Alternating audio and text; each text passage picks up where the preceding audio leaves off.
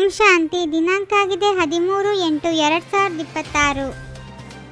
ತಂದೆಯು ಮಕ್ಕಳ ಮಲಗಿರುವ ಅದೃಷ್ಟವನ್ನು ಜಾಗೃತಗೊಳಿಸಿ ಪಾವನರನ್ನಾಗಿ ಮಾಡಿ ಸ್ವರ್ಗದ ವಾರಸುದಾರರನ್ನಾಗಿ ಮಾಡುತ್ತಾರೆ. ಪವಿತ್ರ ಗೃಹಸ್ಥಾಶ್ರಮವೇ ಸತ್ಯಯುಗದ ಮಹಿಮೆ. ಪಾವಿತ್ರತ್ಯವೇ ಬೆಳಗಿದ ಭಾಗ್ಯದ ಮೊದಲ ಗುರುತು. ಶಿವತಂದೆ ಮತ್ತು ಶಂಕರ ಇಬ್ಬರು ಭಿನ್ನರು. ಶಿವನೇ ಪರಮಾತ್ಮ, ಜ್ಞಾನಸಾಗರ ಮತ್ತು ಪತಿತ ಪಾವನ. ತಂದೆಯ ಜ್ಞಾನ ಟಾನಿಕ್ ಬುದ್ಧಿಯನ್ನು ಕಲ್ಲಿನಿಂದ ಪಾರಸದಂತೆ ಪರಿವರ್ತಿಸಿ ದೈವಿ ಗುಣಗಳಿಂದ ತುಂಬಿಸುತ್ತದೆ.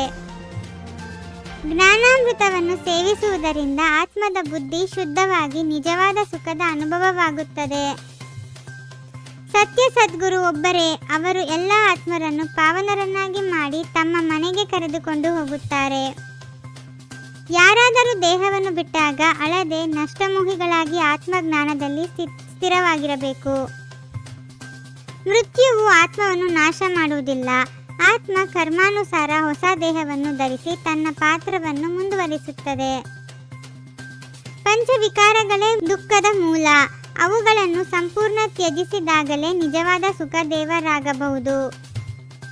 ನಾವು ದೇಹವಲ್ಲ, ಆತ್ಮ ಎಂಬ ದೇಹಿ ಅಭಿಮಾನದಲ್ಲಿ ಸ್ಥಿರವಾಗಿರುವುದೇ ರಾಜಯೋಗದ ಆಧಾರವಾಗಿದೆ. ಪ್ರಜಾಪಿತ ಬ್ರಹ್ಮನ ಮೂಲಕ ಶಿವತಂದೆ ಹೊಸ ದೈವಿ ಪ್ರಪಂಚವನ್ನು ಸ್ಥಾಪಿಸಿ ವಿಶ್ವಕ್ಕೆ ಹೊಸ ಜೀವನ ನೀಡುತ್ತಾರೆ. ನಾವೀಗ ರಾಜಯೋಗಿಗಳಾಗಿ ಗೃಹಸ್ಥದಲ್ಲಿಯೇ ಪವಿತ್ರತೆಯ ಪ್ರತಿಜ್ಞೆಯನ್ನು ಪಾಲಿಸಿ ರಾಜ ಋಷಿಗಳಾಗಬೇಕು. ತಂದೆಯ ಸಮಾನವಾಗಿ ಜ್ಞಾನವನ್ನು ಹಂಚಿ ಎಲ್ಲರನ್ನೂ ಮುಳ್ಳಿನಿಂದ ಹೂವಿನಂತಾಗಿಸುವ ಸೇವಾದಾರಿಗಳಾಗಿರಬೇಕು. ಯಾವುದೇ ಆತ್ಮನಿಗೆ ದುಃಖ ನೀಡದೆ ಸುಖ ಮತ್ತು ಶಾಂತಿಯ ದಾನ ಮಾಡುವುದೇ ನಿಜವಾದ ದೈವಿ ಜೀವನವಾಗಿದೆ. ಬುದ್ಧಿಯನ್ನು ಶುದ್ಧಗೊಳಿಸಲು ಪ್ರತಿದಿನ ಆತ್ಮ ಸ್ವರೂಪದ ಸ್ಮೃತಿ ಮತ್ತು ತಂದೆ ನೆನಪನ್ನು ಹೆಚ್ಚಿಸಬೇಕು. ನನ್ನವರು ಒಬ್ಬ ಬೇಹದ್ದಿನ ತಂದೆಯೇ ಎಂಬ ದೃಢ ನಿಶ್ಚಯದಿಂದ ಎಲ್ಲ ಮೋಹ ಬಂಧನಗಳನ್ನು ಮುರಿಯಬೇಕು. ಪ್ರತಿಯೊಬ್ಬ ಆತ್ಮನ ಲೆಕ್ಕಾಚಾರವನ್ನು ಅರಿತು ದೂರು, ಅಸಹನೆ ಅಥವಾ ಅಳುವಿಕೆ ಇಲ್ಲದೆ ಸಮಭಾವದಲ್ಲಿರಬೇಕು. ಸ್ವಪುರುಷಾರ್ಥ ಮತ್ತು ಸೇವೆ ಎರಡನ್ನೂ ಸಮತೋಲನದಲ್ಲಿಟ್ಟು ನಿರಂತರ ಆತ್ಮಿಕ ಪ್ರಗತಿ ಮಾಡಬೇಕು.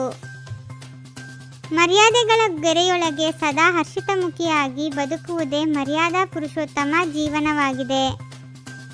ಸೇವೆಯ ಅತಿಯಾಗದೆ ಸ್ವಪುರುಷಾರ್ಥದ ಸಮತೋಲನವನ್ನು ಕಾಪಾಡಿಕೊಂಡಾಗಲೇ ಯಶಸ್ವಿ ಸೇವಾದಾರಿಯಾಗಬಹುದು. ಸಂಪೂರ್ಣ ಪವಿತ್ರತೆಯಲ್ಲಿ ಸ್ಥಿತರಾಗಿ ಮನಸ್ಸು, ಸಂಕಲ್ಪ ಮತ್ತು ಕರ್ಮಗಳನ್ನು ಲೈಟ್ ಸ್ವರೂಪದಲ್ಲಿ ಇಟ್ಟು ಸದಾ ಹಗುರ ಹಾಗೂ ಶಕ್ತಿಶಾಲಿಯಾಗಿ ಇರಬೇಕು. ಓಂ ಶಾಂತಿ. 21 ಜನ್ಮಗಳಿಗೆ 21 ಪರಮಾತ್ಮನ ಮಹಾವಾಕ್ಯಗಳನ್ನು ಆಲಿಸಿ ಹಾಗೂ ನಿಮ್ಮದೇ ಆದ ಈ ಚಾನಲ್ಗೆ ಲೈಕ್ ಮಾಡುವುದನ್ನು ಮರೆಯದಿರಿ.